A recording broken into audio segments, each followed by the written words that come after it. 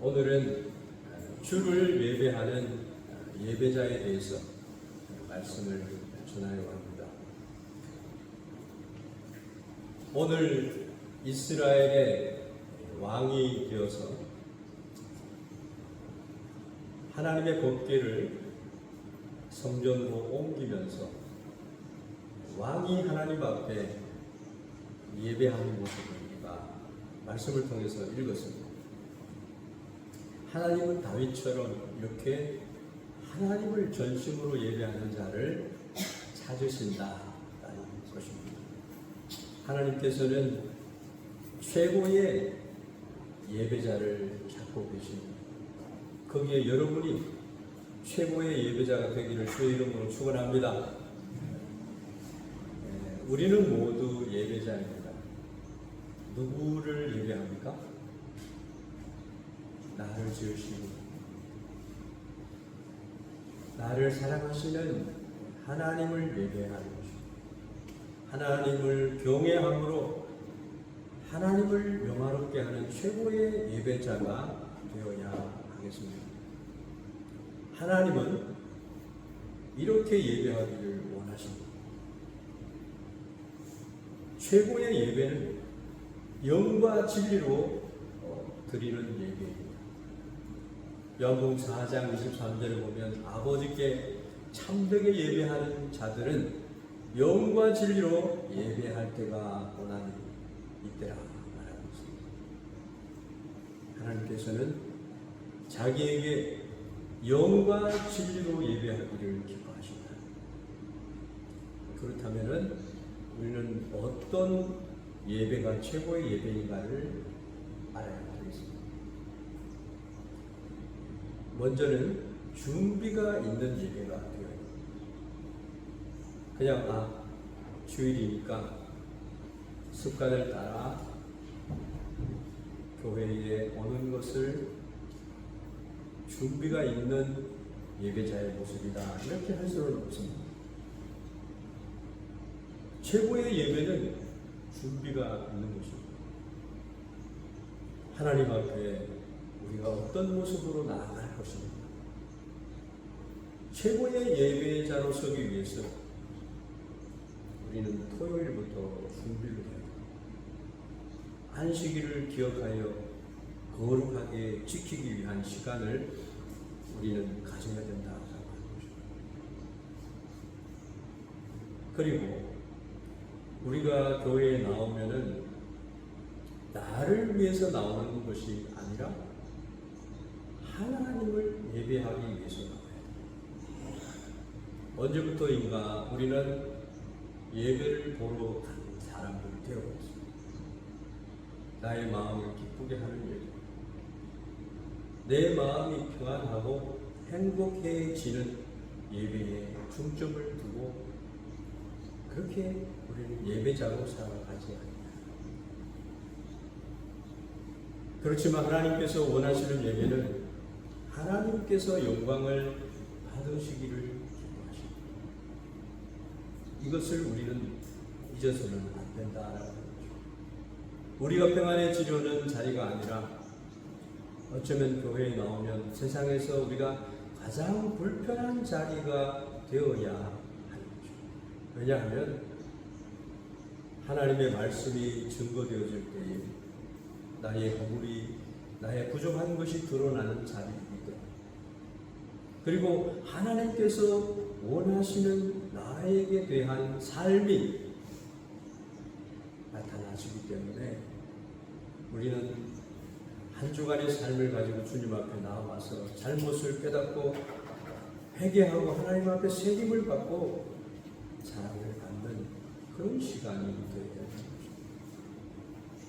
그런데 우리는 어느새 좋은 자리, 편안한 자리, 그러한 자리가 있는 교회를 찾아다닙니다. 어떤 목사님께서 성도님들에게 물었다고, 자기 교회의 성도님에게 물었습니다. 많은 교회들이 있는데 왜 우리 교회에 왔느냐고. 주차장이 1000대 이상을 될 수 있는 교회. 그래서 편하기 때문에 또 교회에 영적, 육적으로 좋은 친교와 양육이 많은 프로그램이 준비되어 있기 때문에 왔느냐? 아니면 대형 교회라고 하는 그런 브랜드 때문에 왔느냐? 이 물음 속에는 하나님을 예배하는 마음이 있습니까? 라는 물음입니다. 이러한 이유 때문에 교회에 나오지는 않았느냐라고 합니다. 어떤 분께서는 교회가 어떤 곳인지를 잘 모르는 분이 계십니다. 교회는 하나님을 예배하는 곳입니다. 하나님을 예배하는 곳에는 하나님을 예배하는 마음이, 영과 진리가 있습니다. 사람의 만족이 아니라 하나님의 영광과 하나님의 기쁨으로 충만한 예배가 드려져야 합니다. 그래서 우리는 예배자로 내가 얼마나 준비를 했느냐, 또한 하나님의 예배를 받으시는 분이신가, 내가 좋아하기 위해서 교회에 나가는 굉장히 중요한 것입니다. 몽골에를 다녀오면서 몽골의 이야기를 들었습니다. 몽골의 어느 성도는 가족들과 함께 4시간을 걸어서 예배를 드립니다.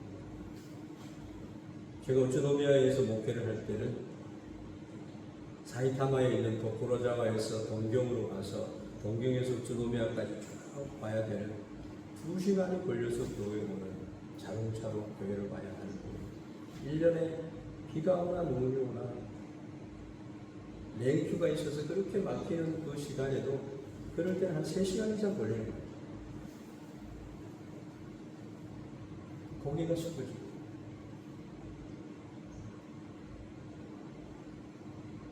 예배 시간에 늦지 않기 위해서 새벽부터 출발하는 것입니다. 주님의 몸된 교회를 섬기는 모습, 주님이 기뻐하는 그런 사람들을 보게 됩니다. 어떤 마음으로 예배를 드리느냐? 영과 진리로 예배드립니다. 주님 앞에 어떠한 자세로 예배를 드립니다. 순전한 마음으로 예배를 사모하는 그런 마음으로 나아가야 예배의 주체가 하나님이 되고 형식적이고 외식적이지 않는 예배, 한마디의 말로 하나님 앞에 기도드려도 진심이 담겨 있는 하나님이 계신 것을 믿고 드리는 그런 기도.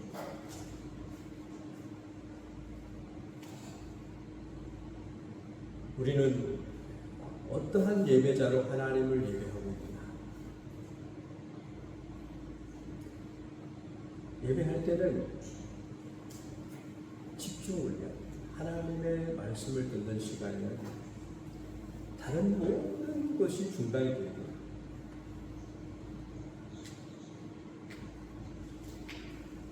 하나님의 임재 가운데 드려지는 예배가 되기 때문에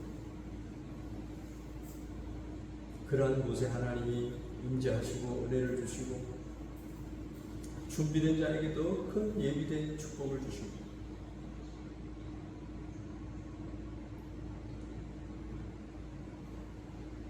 다윗은요 하나님께 시타이 모도메루라고 했습니다. 하나님을 사모하고 구하는 마음으로 늘 사랑하는 자였습니다. 의전식을 가지고 살아가는 자, 하나님이 가장 기뻐하는 자, 마음의 합한 자가 되어 살아갔습니다. 바쁘고 소중한 시간을 더 하나님 앞에 드리기를 기뻐하는 자, 먼저 하나님을 만나기를 사모하는 마음으로 기도하고 나오는 자, 그리고 우리는 예배할 때에 하나님의 방법으로 예배해야 합니다. 오늘 본문 말씀이 무엇입니까? 다윗이 왕위에 오른 후에 되어졌던 이야기입니다. 다윗은 처음에 유다의 왕으로 왕위에 올랐습니다. 두 부족을 가지고 왕위에 올랐지만 나중에는 이스라엘 12지파 전체를 다스리는 명실공히 이스라엘 온 땅의 왕이 되었습니다. 뿐만 아니라 주변 국가들과 싸워서 모두 이기고 이스라엘을 강대국으로 만들었습니다. 그때에 다윗은 30년 전에 블레셋 사람들에게 빼앗겼던 하나님의 법궤를 되찾아오는 큰 성과를 이루게 됩니다. 블레셋과의 전쟁에서 이기고 하나님의 법궤를 되찾아올 때 그는 너무나 기뻤던 것입니다. 여러분, 하나님의 궤는 잘 아시죠? 하나님의 궤 안에는 세 가지가 들어있습니다. 모세가 시인의 산에서 받았던 10계명의 돌판이 거기 들어있고, 또 광야에서 방랑하던 시절에 날마다 먹었던 만나가 담긴 항아리가 있습니다. 그리고 싹이 난 아론의 지팡이가 있습니다. 아론의 지팡이에서만 싹이 나요. 그래서 이 법궤는 하나님이 이스라엘 가운데 함께 하심을 나타내는 증표가 되는 것입니다. 그 안에 들어있던 것도 의미가 다 있는 것입니다. 10계명의 돌파는 하나님이 우리에게 주신 율법을 상징하는 것입니다. 우리가 행복하게 살아갈 수 있는 기준을 줬다. 하나님의 백성으로 구별된 삶을 살아야 한다는 의미를 가지고 있습니다. 만나는 하나님이 우리에게 필요한 모든 것을 공급해 주신다는 의미를 담고 있습니다. 그리고 싹이 난 아론의 지팡이는 하나님이 우리를 구원하신다는 것을 상징하고 있습니다. 하나님이 함께 하십니다. 그래서 이 법궤는 하나님이 어떤 분이신가를 나타내는 것이고 거룩한 하나님의 임재를 상징하는 것입니다. 그래서 이 법궤는 보통 사람의 손으로 만질 수 없는 것이고 운반할 때에도 하나님이 명하신 방법대로만 운반을 해야 합니다.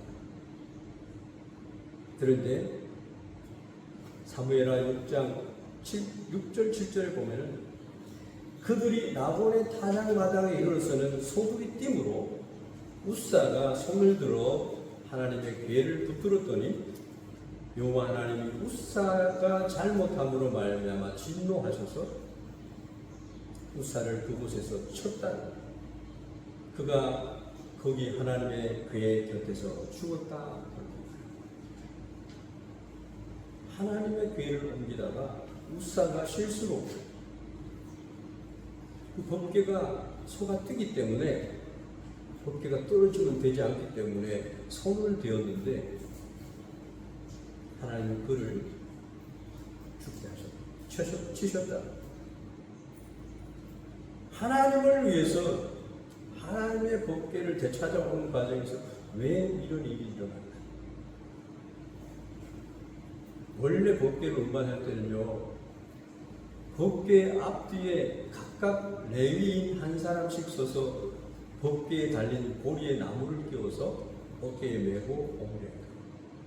구별된 사람 레위인들이 거룩하신 하나님을 임재를 상징하는 것을 옮겨가야 해요.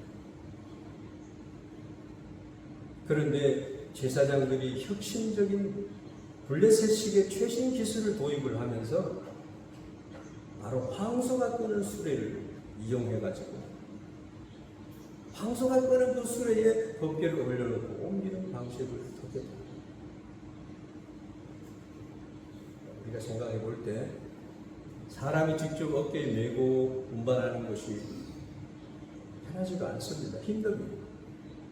수레를 통해서 옮기는 것이 편하게 생각이 됩니다. 편할 뿐만 아니라 빠르고 효율적이라는 생각이 듭니다. 하지만 하나님의 뜻은 그것이 아닙니다. 하나님의 말씀대로 행하지 않았기 때문에 그 결과 우사는 죽고 말았다. 그 교회 생활할 때 우리가 알아야 될 것은 하나님의 방법대로 예배해야 편한 것을 쫓아 나아갈 때 우리는 그것을 인해서 불행한 결과를 얻게 됩니다.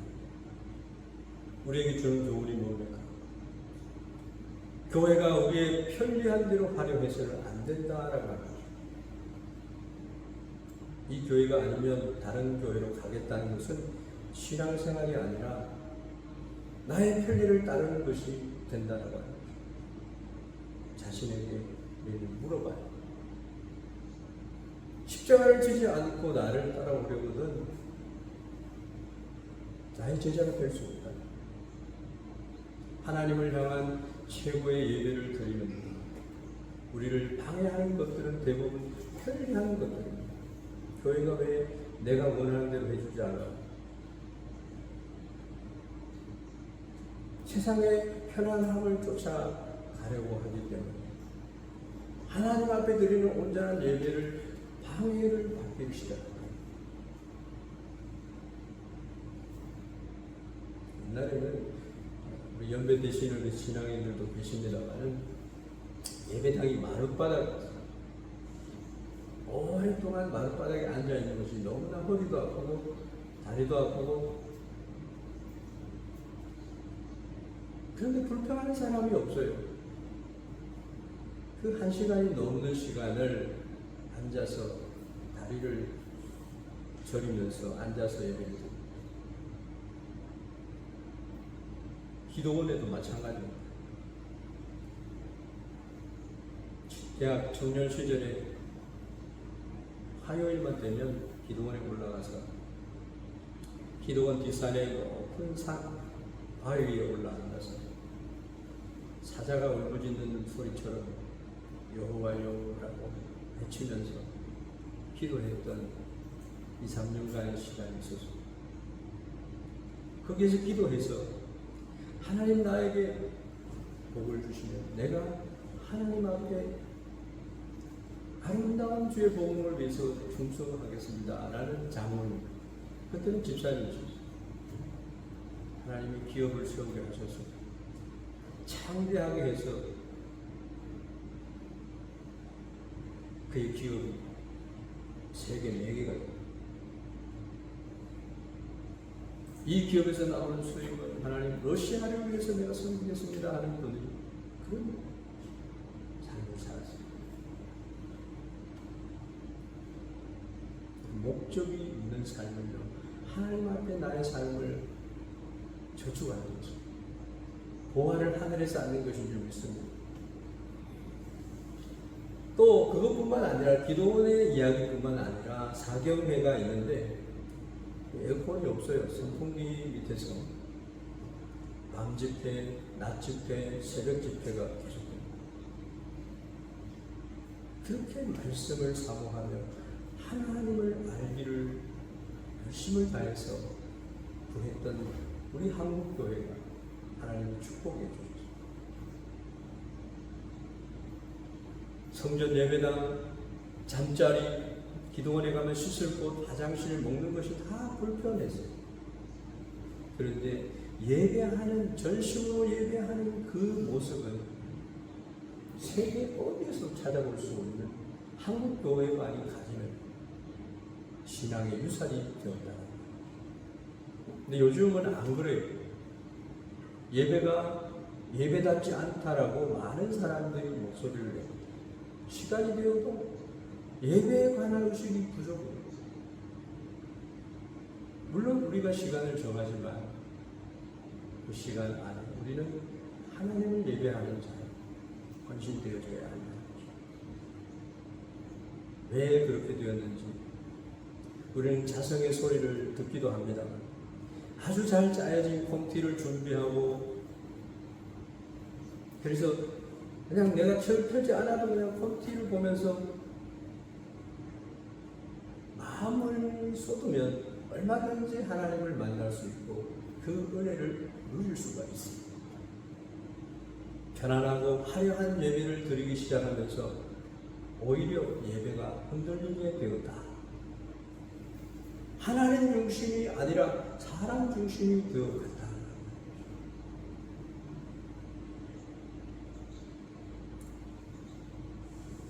교회의 본질은 하나님 앞에 드려지는 영광스러운 예배에 있음을 우리가 알아요. 그렇기 때문에 예배에 대한 기초를 우리가 좀 알아야 돼요. 웃을 일이기도 합니다만 가장 은혜스러운 설교는 짧은 설교.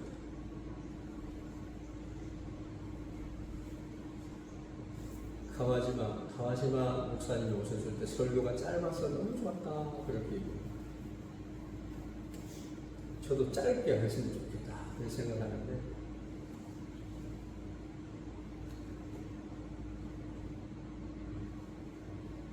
씁쓸한 얘기지만 농담이 아닌 것 같아요. 짧은 설교를 좋아합니다. 설교가 조금 길어지면 조금 불편할 것 같아요. 근데 설교가 짧으면 엄청 은혜 받은 얼굴을 가지게 돼요. 내용은 별로 상관이 없습니다.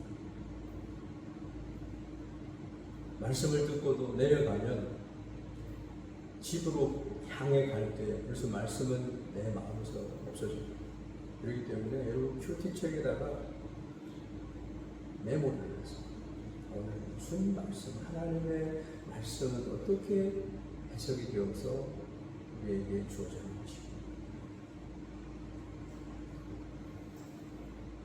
듣기 싫은 설교는 또 나에게는 필요 없는 설교로 생각을 합니다. 설교를 통해서 하나님의 마음을 느끼고 예수님의 말씀을 들음으로 믿음이 성장해야 되는데 말씀 듣기를 싫어합니다. 그래서 예배의 기초를 우리가 알아야 돼요. 아무리 효율적이고 시간이 짧게 적당하게 효과적으로 잘 짜인 예배 순서라 할지라도 내 마음이 예배를 통해서 은혜를 받지 못하면 주님 앞에 간절함의 그런 마음이 없다라고 한다면 간절함의 기초가 없다는 거죠.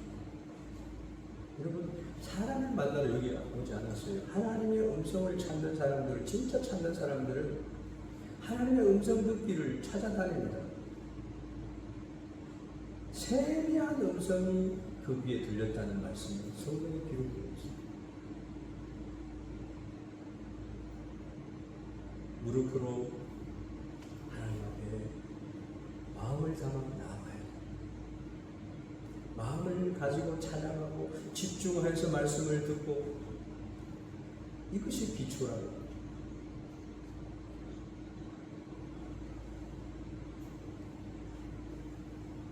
하나님께서 어떻게 말씀하시는지를 아는 것은요 우사처럼 되지 아니하는 시대의 사람이 되는 것입니다. 하나님의 율법은 완전하여 실수함이 없고 실수함이 없고 우리를 완전하게 해주십니다. 구약 시대 때는 하나님의 뜻과 방법대로 하나님을 예배하지 않으면 그 자리에서 죽었습니다. 우리가 사는 이 시대는 그렇지 않습니다. 다행입니다.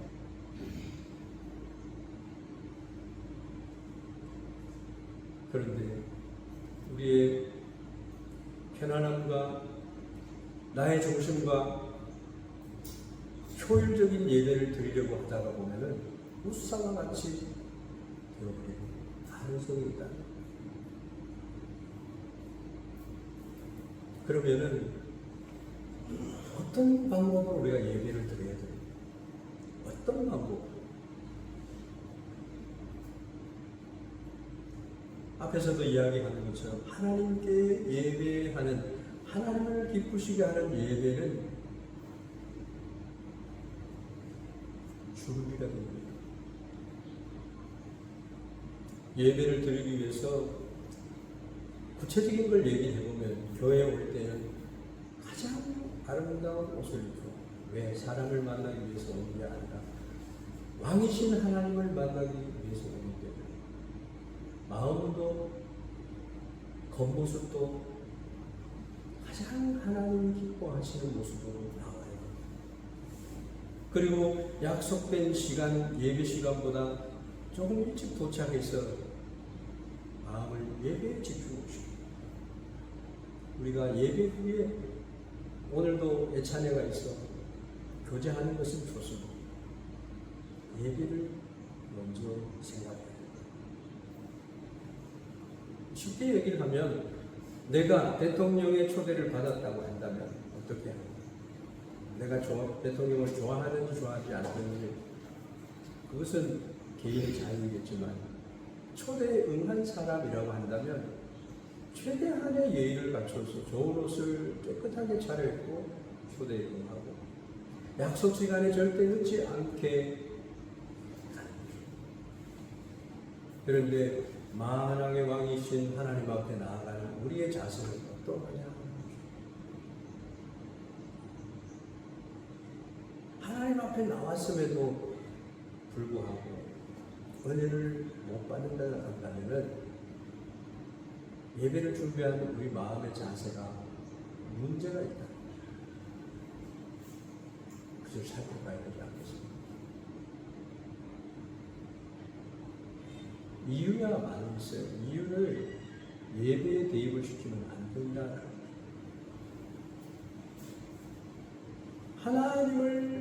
적어도 하나님을 예배하는 사람들이 하나님 앞에 두렵고 떨림으로 겸손, 십자가의 은혜를 힘입어서 주님 앞에 나아가는 것입니다. 사람에게 대하는 태도도 무척 중요하지만 하나님 앞에 나아가는 자들의 그 준비가 있어야 됩니다. 그래서 여러분, 교회에 나오실 때 준비하고 나오십시오. 강단에 기도하러 올라올 때 양복을 입고,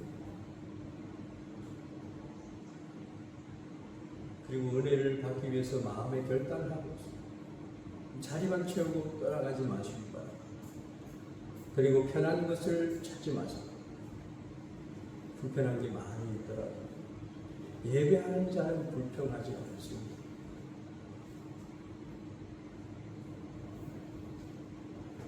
뭔가 우리가 나사가 풀려 있어요. 그래서 하나님 앞에 하나님의 역사하심이 나타나지 않는 거죠.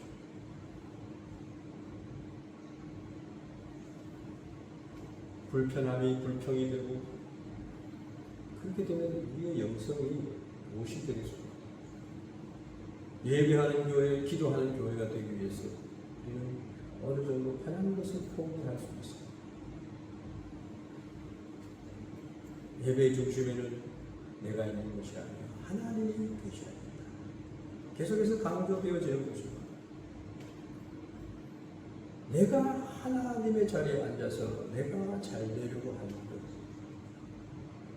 하나님을 진심으로 전심으로 예배할 때 하나님이 그것은 그냥 기본적으로 주시는 은혜예요. 믿으십니까? 하나님을 예배하는 자를 하나님이 얼마나 기뻐하시겠습니까? 기쁨을 주시고 필요를 채워주시고 기도를 들어주시고,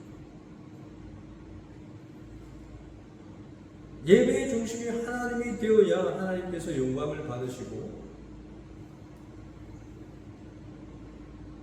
하나님께 순종하는 자가 축복을 받게 하십니다. 목회자는 항상 성도들에게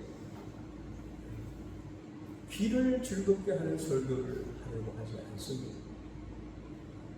사람의 인기몰이를 하기 위해서 강단에 올라오지 않습니다. 참된 목회자는 성도들의 귀에 거슬리고 마음에 아픔을 준다 할지라도 바르게 하세요. 당신의 소중한 사람, 주님의 몸된 교회에 우리 모두가 얼마나 소중한지 모릅니다. 하나님의 기쁨이 되려면 이렇게 하세요. 그래서 하나님께 영광을 돌리는 교회가 되도록 해야 됩니다. 당신의 헌신이 필요합니다 라고 얘기합니다. 그래서 목회자의 마음에는 항상 하나님이 기뻐하시는 생각을 하게 되는 거죠. 교회에서 가장 어려움을 갖게 하는 사람, 불필요한 사람이 되어서는 안 된다는 거죠. 내 판단만 옳다. 하나님이 세운 질서를 사랑하지 않는다.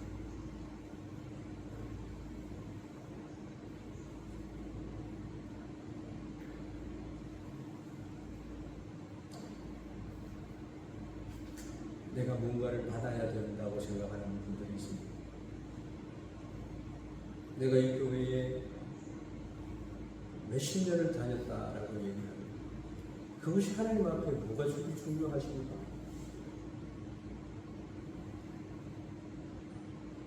그럼 더 교회를 위해서 모퉁이 돌이 요긴한 돌이 되어서 쓰임을 받아야 합니다.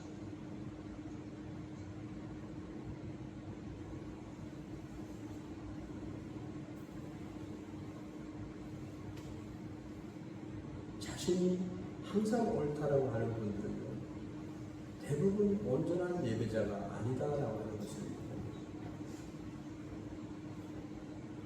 내가 교회의 주인이 아니라 교회는 어느 누구의 주인이 누구도 주인이 될 수가 없어요. 담임 목사도 주인이 될 수 없고 장로님도 권사님도 성도들도 주인이 아닙니다. 교회의 주인은 하나님이죠. 예수 그리스도께서 피로 값주고 세우신 이 제단에 성령을 부어주셔서 믿음을 고백하는 성도들로 채우는 것입니다. 그래서 교회의 재직들은 반드시 이 사실을 기억하고 주님께 충성된 사람이 되어야 합니다. 그래서 예배가 죽으면요, 우리의 영도 힘을 잃습니다. 로마서 12장 1절 2절 말씀이 우리가 드릴 예배입니다. 그러므로 형제들아, 내가 하나님의 모든 자비하심으로 너희를 권하노니 너희 몸을 하나님이 기뻐하시는 거룩한 산 제물로 드리라. 이런 너희가 드릴 영적. 우리가 오늘 여기 왔잖아요. 제물로. 예수님이 나를 대신해서 제물이 되어줬기 때문에 우리가 하나님 앞에 나와서 예배를 드릴 수 있는 은혜를 입는다는 거죠. 그런데 내가 잘나서 나왔다라고 생각을 하면 그것은 전혀 아닌 것입니다. 너희는 이 세대를 본받지 말고 오직 마음을 새롭게 함으로 변화를 받아 하나님의 선하시고 기뻐하시고 온전하신 뜻이 무엇인지 분별하도록 하라.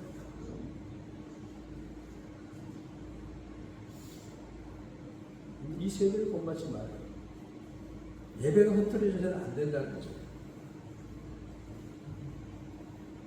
오직 마음을 새롭게 해서 변화를 받아 하나님의 선하시고 기뻐하시고 온전하신 뜻이 무엇인지 분별을 해야. 우사는 하나님의 법궤를 문단하는 사람들 중에 황소들이 놀라서 뛰니까 그 개를 붙들다가 죽었어요. 많은 사람들은요, 이 구절을 읽고서 당황스러워합니다. 당황합니다. 왜 그렇습니까? 그러면 하나님의 괴가 땅에 떨어지도록 그냥 놔둬야 되냐는 겁니다. 붙드는 것이 당연한 것인데 왜 하나님은 우사를 죽게 해야 되냐?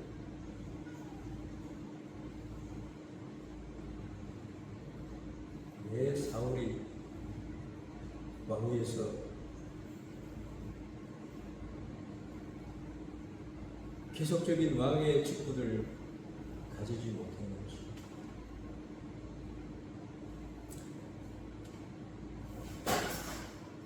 우사와 같은 사람들이 많이 있어요, 교회 안에. 우사는 하나님의 교회를 운반하는 그 시작부터 잘못이 되었어요. 하나님이 명하신 방법대로 하지 않고 편안한 방법을 선택했어요.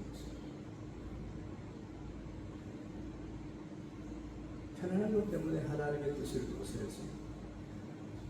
나를 앞세우지 마세요. 하나님이 하십니다. 하나님은 우리 주머니의 돈을 원치 않으세요. 비전을 갖자고 하는데 계산부터 먼저 하면 어떨까요? 하나님이 하신다니까요. 성도 수를 가지고 우리 비전을 원하는 건 아닙니다.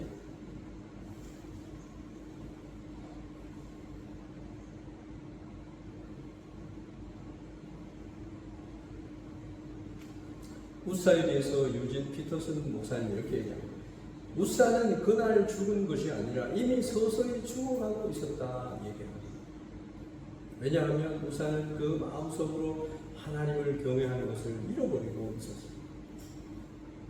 죽는 것은 한순간의 현상으로 일어나는 거지만 우사의 이면에는 죽어가는 과정이 있었다는 겁니다. 하나님의 말씀을 무시하는 거예요. 그 마음에 하나님을 경외하는 그 마음을 잃어버렸어요. 제사장이면 하나님의 뜻을 순종하는 자가 되고, 그래서 목사가 목회하는 게 어려워요. 물밀듯이 밀려오는 세속의 물결을 가운데 우리 교회가 노출되고 있습니다.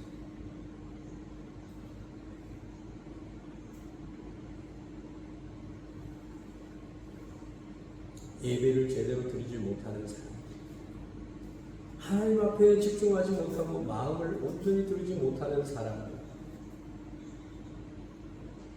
그런 분들이 상처들이 많습니다. 성령의 기름 부으심을 필요합니다. 하나님 중심, 교회 중심, 말씀 중심으로 살아가야 되는데 자기 중심적으로 신앙생활을 하는 분들이 있다.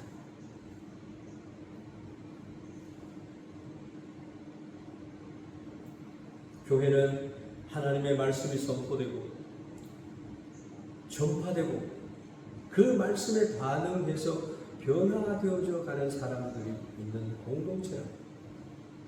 근데 내 자신은 변화하지 아니하고 하나님의 말씀에 무반응하고 내 생각을 고집하면서 교회 생활을 한다고 할 수가 없는 거죠. 숨을 쉬고 있을지 모르지만 그 영혼은 이미 죽은 거죠. 그래서 자기중심적인 생각을 가지고 예배에 나오지 말아야 합니다. 어떤 혜택을 받기 위해서, 마음에 우울한데 기뻐하기 위해서 예배에 나와서는 안 된다. 먼저 예배자로 나와요. 그러할 때에 우울병도 치료가 되고 하나님의 축복이 그에게 임하고 하나님의 영광을 볼 수가 있다. 오직 하나님의 뜻과 마음을 알기 위해서, 하나님이 원하시는 그 뜻을 발견하기 위해서 기도하고 예배의 자리로 나와요. 그래서 축복보다가 온전한 예배자가 되는 것이 가장 큰 축복이 되는 것입니다. 그러할 때에 먼저 그의 나라와 그의 의를 구할 때에 하나님이 우리가 구하는 것 다 넉넉하게 주신다고 말씀하고 있습니다. 할렐루야.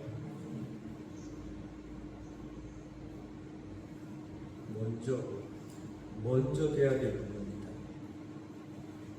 하나님께서 거듭하시면 철저하게 깨닫도록 할 만큼 거듭하십니다. 주님을 바라보면서 우리는 예배를 해야 됩니다.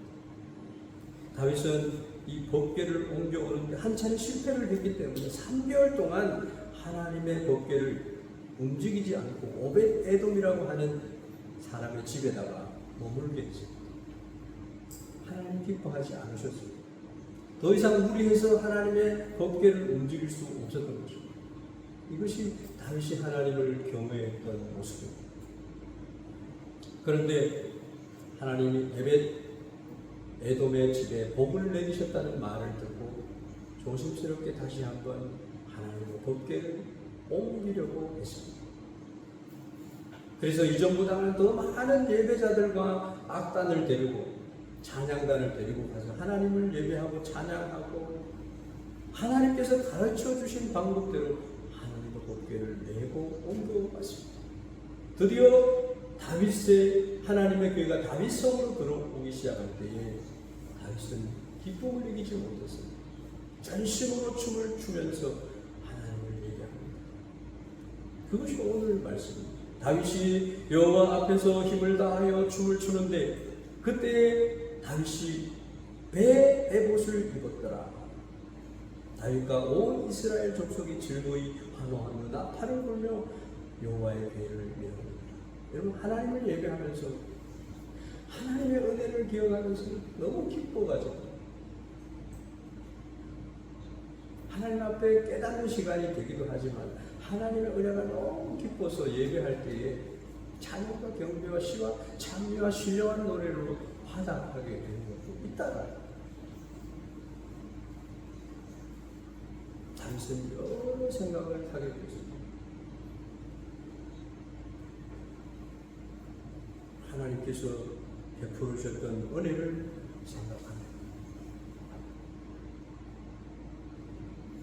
여기서 다 말로 표현하지 못하겠습니다만 너무나 기뻤습니다.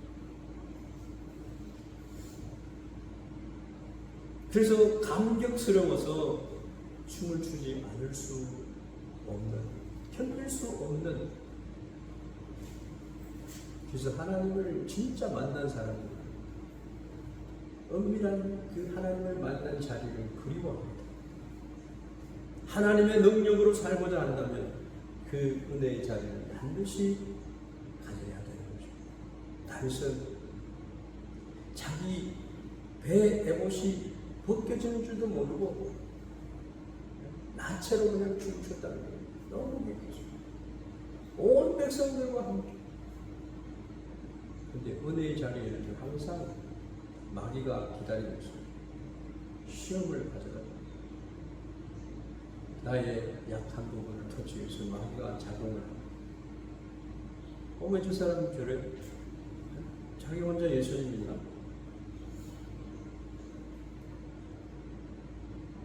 마귀에게 이용을 당한 자가 바로 미갈입니다. 자기 아내 미갈입니다.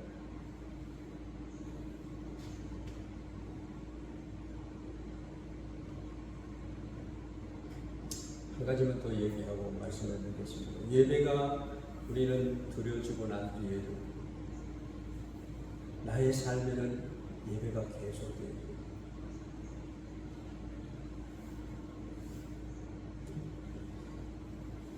집에 오니까 미갈이 다윗을 힐난하잖아요.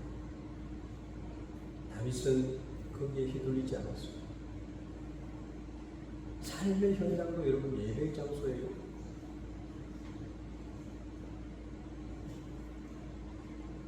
예수 믿는다고 얼마나 업신여김을 핍박과 환난을 받습니다. 그런데 은혜를 쏟아버리면 안 되는 거예요. 사탄은 우리가 은혜 받는 것을 싫어합니다. 은혜를 못 받게도 하고 예배 자리에 못 가게도 하고 하나님의 영광의 복음의 광채를 보지 못하도록 하려고 애를 쓰는 자예요. 어떻게 해야 됩니까? 오늘은 하나님께 예배드릴 수 있는 우리가 얼마나 복된 것인가를 아는 것, 준비를 해야 되는 것, 내가 아니라 하나님의 영광을 받도록 해야 되는 것. 항상 마귀의 시험이 기다리고 있다. 하나님의 말씀으로 선포되는 말씀은 시험받으면 안 됩니다. 하나에게 필요한 양약과도 같은 말씀으로 받아야 되지. 저 말씀은 나를 꼬집어서 얘기하는 얘기야. 그런 얘기를 들어요. 전혀 목사님은 그 사람을 얘기를 하지 않았는데 그 사람은 오늘 전부 말씀이 나에게만 하는 줄 알아. 내 한 사람이 그렇게 생각하는 것이 아니라 그 자리에 있었던 많은 사람들이 그렇게 생각합니다. 그 성령님이 하시는 것이 목사가 누구를 향해서 설교를 하지 않습니다. 우리 온 성문 하나님의 기쁨이 되도록 하기 위해서 목사는 이 자리에 서 있다는 것을 기억하시고 시험 받는 사람이 되는